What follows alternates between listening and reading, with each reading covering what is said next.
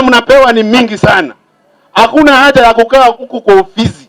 Tembea manyumbani, muhakikishe kwamba kila mtu amejiandikisha kushika kura katika Kenya.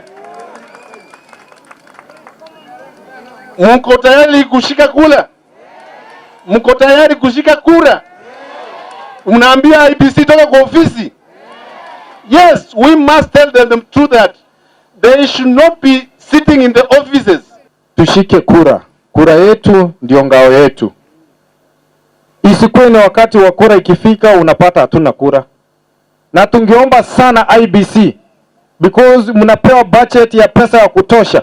Make sure kwamba mmezunguka mtaani, mmezunguka mashinani, watu wachukue kura. Usikuwe mmekaa pale mnongoja wakuje, watu hawana fare ya kwenda kuchukua kura huko Nyamira. Sio, iko ni distance kubwa sana. So watu wa IEBC, make sure kwamba mmepita door to door, make sure kwamba hiyo ni kazi yenu. At the end of the day you are paid. Make sure kwamba wananchi wamechukua kura, ndio na sisi pia tuone nyinyi pia mnafanya kazi. Kurejesta kura, msurudi nyuma. Tafadhali tushirikiane ili tuweze kukomboa kaunti yetu. Tafadhali shika kura, jipange mapema. Ikifika 2027 mjue mtu mnapigia kura, because all these leaders sisi ndio tunawachagua, si ndio?